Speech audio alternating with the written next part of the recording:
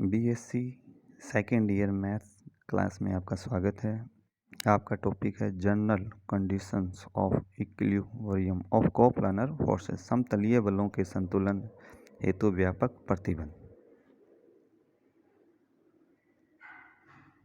तो सबसे पहले तो संतुलन या साम्यावस्था किसे कहते हैं? यदि किसी पिंड पर लगे दो या दो से अधिक बल उसे विरामावस्था में रखे तो वह बल साम्यावस्था में कहलाते हैं। एक पिंड के एक ही या भिन्न भिन्न बिंदुओं पर कार्यरत दो बल साम्यावस्था में होंगे यदि ए उनका परिमाण समान हो, विपरीत दिशा में हो और एक ही सरल रेखा के अनुदिश हो। उनका परिमाण समान हो, विपरीत दिशा में हो तथा एक ही सरल रेखा के अनुदिश हो।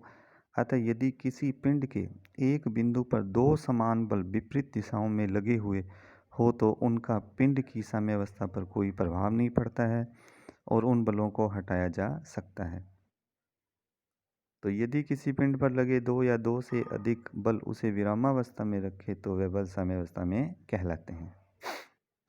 अब बलों के प्रकार, kinds of forces, attraction and repulsion, आकर्षण और प्रतिकर्षण।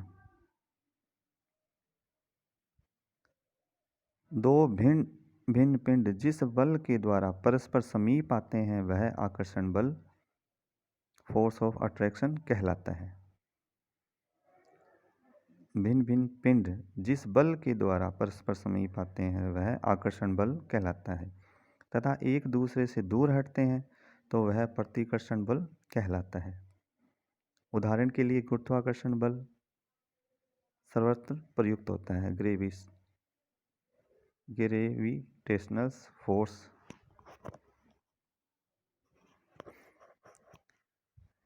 क्रिया और प्रतिक्रिया। यदि एक पिंड A दूसरे पिंड B के बिंदु O पर संपर्क में है तथा इस पर दबाव डालता है तो स्पर्श बिंदु O पर पिंड A जिस बल F से पिंड B को दबाता है उसे A की B पर क्रिया एक्शन कहते हैं। इसी प्रकार जिस बल से पिंड B इस बल का प्रतिरोध करता है उसे B की A पर प्रतिक्रिया कहते हैं, रिएक्शन, तथा इसे साधारणतः R से प्रकट करते हैं। न्यूटन के तीसरे नियम के अनुसार क्रिया तथा प्रतिक्रिया को व्यक्त करने वाले बल सदैव समान परिमाण के किंतु संपर्क बिंदु पर उभयनिष्ठ अभिलंब के अनुदिश विपरीत दिशाओं में होते हैं। टेंशन एंड थ्रस्ट, तनाव तथा प्रणोद। एक डोरी OA का एक सिरा एक स्थिर बिंदु O से बंधा है तथा दूसरे सिरे A पर M द्रव्यमान का एक पिंड लटका हुआ है। तो एक डोरी लेते हैं, उसका एक सिरा O बिंदु से बांध देते हैं और दूसरे सिरे A पर क्या करते हैं, M द्रव्यमान का एक पिंड लटका देते हैं। पिंड का भार mg ऊर्ध्वाधर नीचे की ओर वर्टिकली डाउनवार्ड क्रिया करता है जिससे डोरी तन जाती है अर्थात डोरी में खिंचाव पैदा होता है जो डोरी AO के अनुदिश अलोंग बिंदु O की ओर क्रिया करता है तथा इससे संतुलन बनता है। इस बल या खिंचाव को तनाव या टेंशन कहते हैं तथा इसे बहुधा T से व्यक्त करते हैं। तो T बराबर क्या होगा, mg। B, यदि एक डोरी दो स्थिर बिंदु A तथा B के मध्य खींचकर बांध दी जाती है तो इसमें बिंदु A तथा B पर तनाव पैदा होता है। यह तनाव बिंदु A पर दिशा AB वेक्टर तथा B पर BA वेक्टर दिशा में होता है अर्थात एक तनी हुई डोरी में तनाव समान किंतु विपरीत दिशाओं में होता है। चित्र 0.3 में। आवश्यक नोट, यदि डोरी ढीली हो तो उसमें तनाव T बराबर 0 होता है। सेकंड, यदि डोरी हल्की लाइट अर्थात जिसका भार उपेक्षीय हो तो पूरी डोरी में तनाव लंबाई के अनुदिश अचर एक समान रहता है। तीसरा, यदि डोरी किसी चिकनी खुंडी घिरनी के ऊपर होकर गुजरती है तो पूरी डोरी में तनाव अचर एक समान रहता है। और यदि दो या दो से अधिक डोरियों में एक गांठ नोट लगी हो तो प्रत्येक डोरी में तनाव भिन्न भिन्न होता है। अब प्रणोद किसे कहते हैं? यदि एक पिंड एक छड़ द्वारा धकेली जाती है तो छड़ पर भी पिंड द्वारा एक बल लगता है जो प्रणोद कहलाता है। एक पिंड पर एक पिंड एक छड़ द्वारा धकेली जाती है तो छड़ पर भी पिंड द्वारा एक बल लगता है जो प्रणोद कहलाता है। यह छड़ में अंदर से बाहर की ओर तनाव के विपरीत दिशा में कार्य करता है। तो चित्र 0.4 में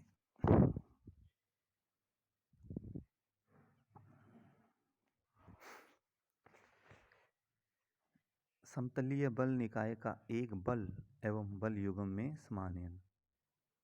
Reduction of a system of coplanar forces into a force with a couple.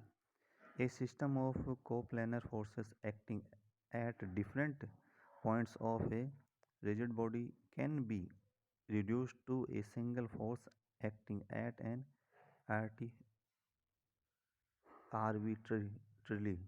arbitrarily chosen point in their plane together with a couple. किसी पिंड के विभिन्न बिंदुओं पर क्रियाशील समतलीय बल निकाय को उनके समतल में स्थित किसी स्वेच्छ बिंदु पर क्रियाशील एक बल एवं बल युग्म में समानित किया जा सकता है। तो सॉल्यूशन, मान लेते हैं एक दृढ़ पिंड के विभिन्न बिंदुओं A1, A2, A3, A4 पर क्रमशः समतलीय बल P1, P2, P3, P4 dash dash क्रियाशील है। माना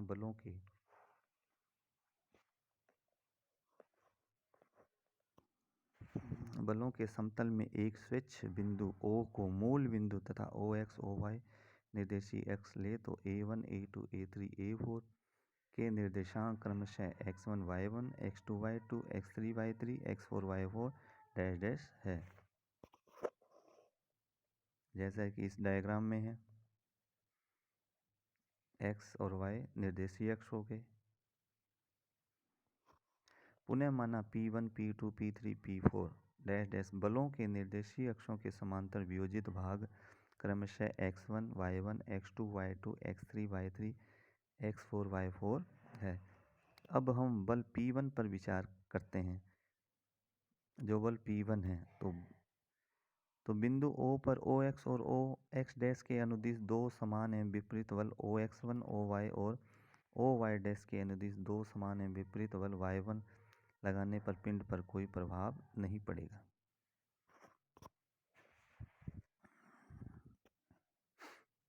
अब A1 पर बल, जो A1 है आपको डायग्राम में दिखाई दे रहा है, उस पर बल X1 और O पर OX डैश के अनुदिश क्रियाशील बल X1 एक बल युग्म बनाते हैं जिसका दक्षिणावर्त आघूर्ण y1 x1 इसी प्रकार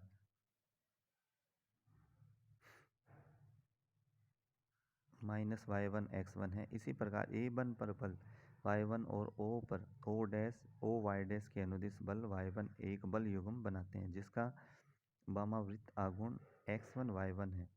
अतः A1 पर क्रियाशील बल P1 तो बिंदु 1 OX और OY के अनुदिश क्रियाशील बल x1 और y1 तथा second y1 small x1 minus capital X1 small y1 आघूर्ण के बल युग्म के समतुल्य है। इसी प्रक्रिया को अगर हम जारी रखते हैं और देखते हैं कि दिया बल निकाय निम्न के तुल्य होता है। OX के अनुदिश क्या होंगे? x1 plus x2 plus x3 plus dash dash sigma x1 equal to RX मान लेते हैं। OY के अनुदिश y1 plus y2 plus y3 dash dash sigma y1 equal to RY माना। और बल युग्म का आघूर्ण वो क्या हो जाएगा? Small x1 y1 minus y1 capital X1 bracket बंद प्लस ब्रैकेट के अंदर x2 y2 minus y2 x2 dash dash. तो इसको लिखा जा सकता है सिग्मा ब्रैकेट में capital Y1 small x1 minus capital X1 small y1 equal to G। Equation second, RX एवं RY का परिणामी बल R है तो OX से कोण थीटा बनाता है, तब R equal to under root के अंदर RX की स्क्वायर प्लस RY की स्क्वायर। तथा जो थीटा होगा वो क्या होगा, tan इनवर्स आर वाई बटे में आर एक्स। अतः दिए गए बल निकाय का स्वेच्छ बिंदु O पर क्रियाशील बल R और आघूर्ण G के बल युग्म में समानयन किया जा सकता है। अब टिप्पणी, यदि पिंड साम्यावस्था में हो तो साम्यावस्था में होगा तो R क्या हो जाएगा, 0 हो जाएगा। तो अंडर रूट के अंदर आर एक्स की स्क्वायर प्लस आर वाई की स्क्वायर इक्वल टू 0, या तो आर एक्स 0 या आर वाई 0, तो जी भी क्या आ जाएगा, 0। सेकंड, दिए गए बलों को स्वयं के समांतर O पर स्थानांतरित मानने पर उनका परिणामी बल स्पष्टतः R है, जबकि O के परित बलों के आघूर्णों का बीजीय योग G है। थर्ड, G मूल बिंदु O की स्थिति पर निर्भर करता है, जबकि R निर्भर नहीं करता है। मूल बिंदु O को अन्यंत्र बिंदु O H के पर स्थानांतरित करने पर यदि नए बल युग्म का आघूर्ण G डैश हो तो G dash equal to sigma bracket में x1 माइनस एच। ये क्यों लिखा, क्योंकि मूल बिंदु किस बिंदु पर स्थानांतरित कर दिया हमने, ओ एच के पर। तो small x1 minus H, x capital जो स्मॉल x1 था अब वो उसको h दूरी और स्थानांतरित किया तो क्या आ जाएगा, x1 minus H capital y1 minus y1 minus के ब्रैकेट में कैपिटल x1, या सिग्मा ब्रैकेट के अंदर x1 capital y1 minus H y1 minus y1 capital x1 plus के कैपिटल x1, या g माइनस, क्योंकि स्मॉल x1 y1 और minus y1 capital x1 तो क्या हो गया, g हो गया, और minus h sigma y1 plus K sigma x1, या g minus H R Y plus K R X 1 और 2 से, क्योंकि सिग्मा x1 क्या है, आर एक्स है, सिग्मा y1 क्या है, आर वाई है। अर्थात g dash not equal to g जब तक कि आर एक्स बराबर 0 बराबर आर वाई नहीं हो तो। आर एक्स और आर वाई के मान अगर 0 हो जाएंगे तो g किसके बराबर आ जाएगा, g डैश के।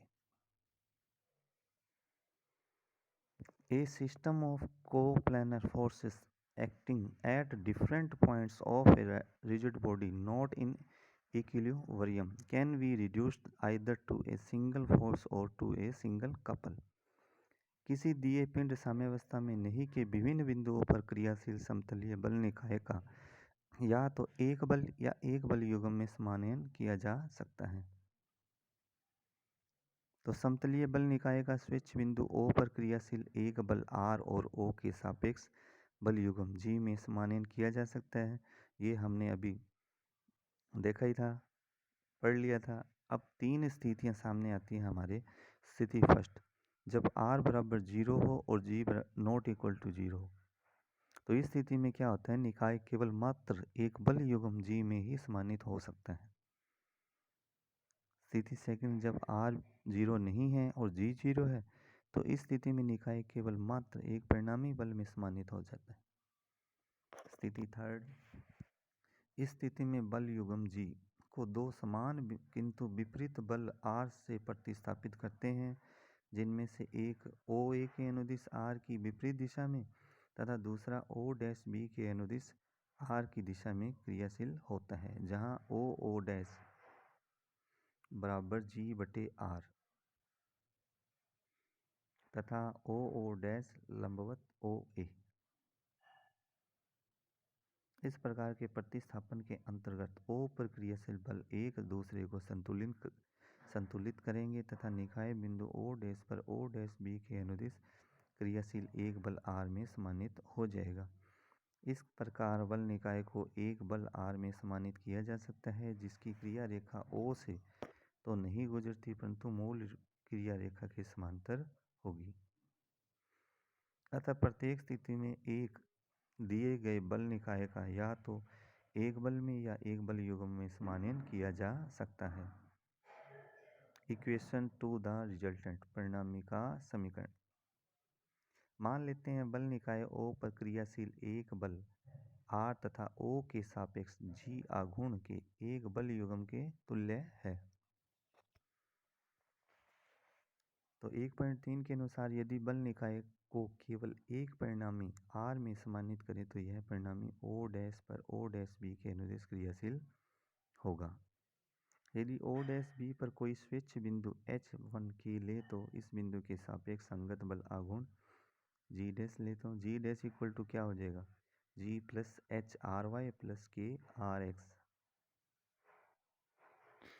G dash equal to G minus H R Y plus K R X, ये हमने अभी किया ही था, H के पॉइंट लिया था यहाँ। ये G minus H R Y plus K R X, तो ये वही चीज़ है। G डैश इक्वल टू क्या हो गया, G minus H R Y plus K R X. परंतु परिणामी की क्रिया रेखा पर स्थित किसी बिंदु के सापेक्ष बलों के आघूर्णों का बीजीय योग शून्य होता है।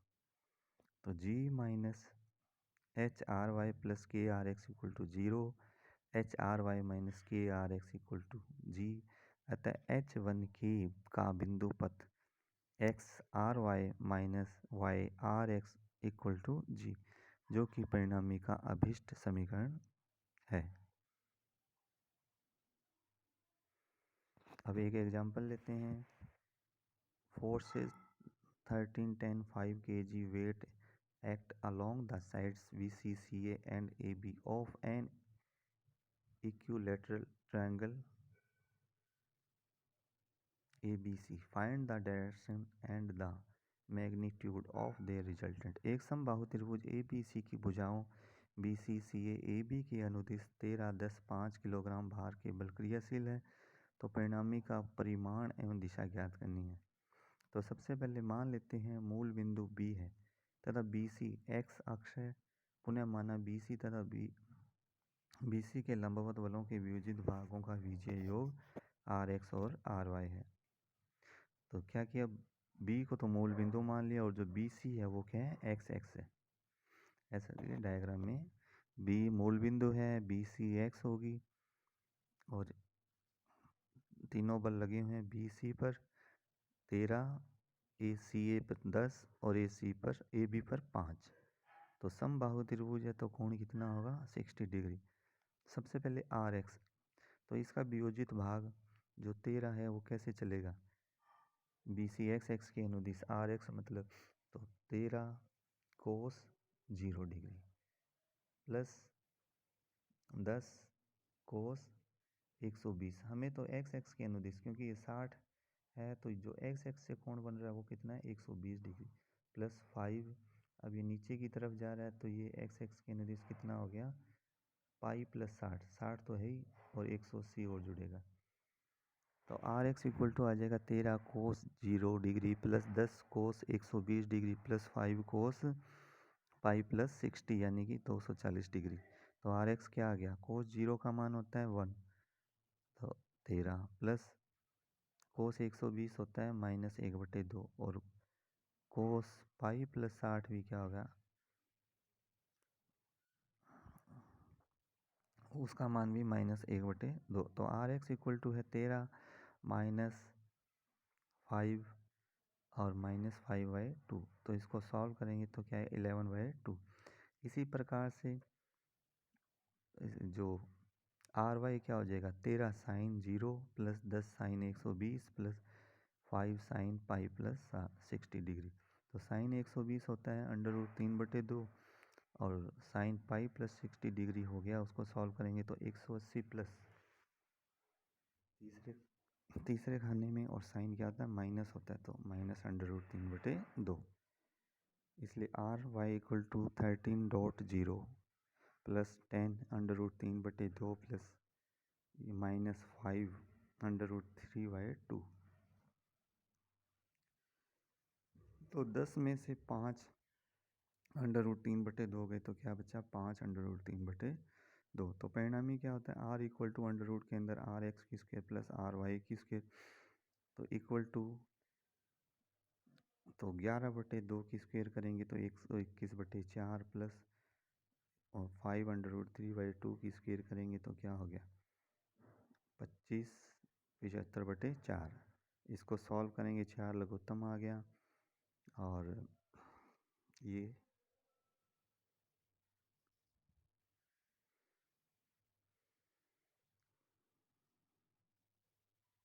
196/4। फिर उसको सॉल्व करेंगे तो वो कितना हो गया, 49 हो गया। और 49 का लघुत्तम कितना होता है, 7 किलोग्राम भार।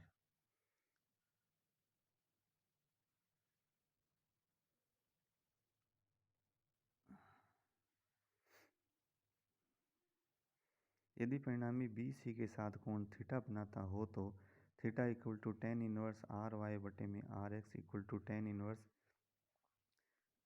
5√3/2 बटे में 11/2 या tan इनवर्स 5√3 बटे में 11। क्योंकि बटे में 2 से 2 कट जाएगा तो हमारे पास थीटा इक्वल टू क्या आ जाएगा, tan इनवर्स 5√3 बटे में 11।